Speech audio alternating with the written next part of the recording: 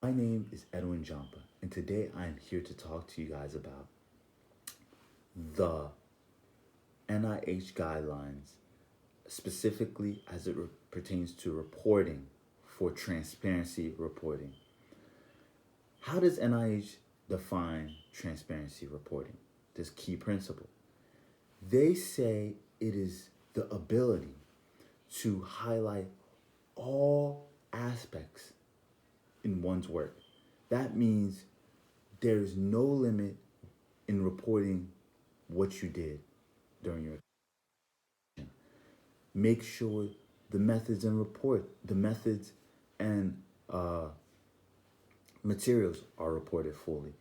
The introduction, the results, the discussion. Make sure that all of those sections are reported to their fullest extent, because this is key to instilling trust and reliability in one that wants to replicate that data or use that data to further their experimentation. It is key, um, as transparent, as open, and as clear as possible for others in the scientific community to follow that data. Now, what is the benefit of using this principle, transparency reporting, in biomedical research? Well, if one is transparent as possible, like I stated, it allows other scientists to follow their work as closely as possible and as clearly as possible.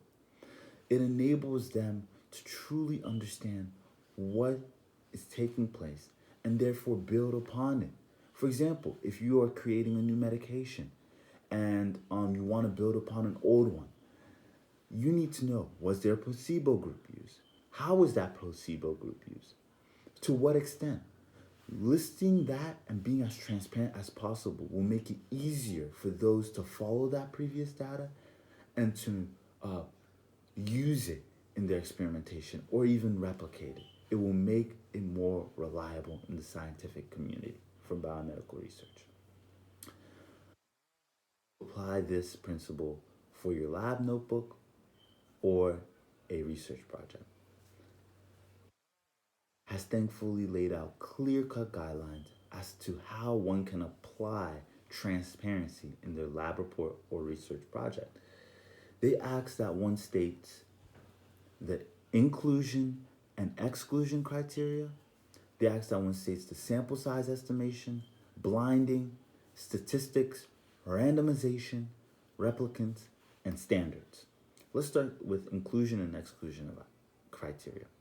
This means that if I choose to leave something out, leave that out. Why did I choose to omit that direction? Or why did I choose to follow that direction? What is the significance behind that? For example, let's say you leave an absorbance value of above 1 off of the standard curve graph. You choose not to use the absorbance values above 1. Why did you do that? How does that affect your data? And what role does that play? Make sure you report that so that others that come behind you can follow your data more closely and understand it more clearly. Therefore, it's more reliable. Sample size estimation.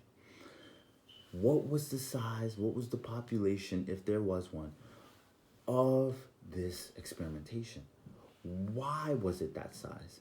Make sure you report that. Where did this take place? Those are crucial.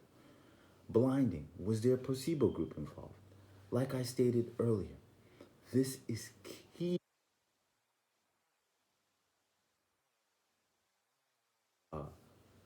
Medicine research, medication.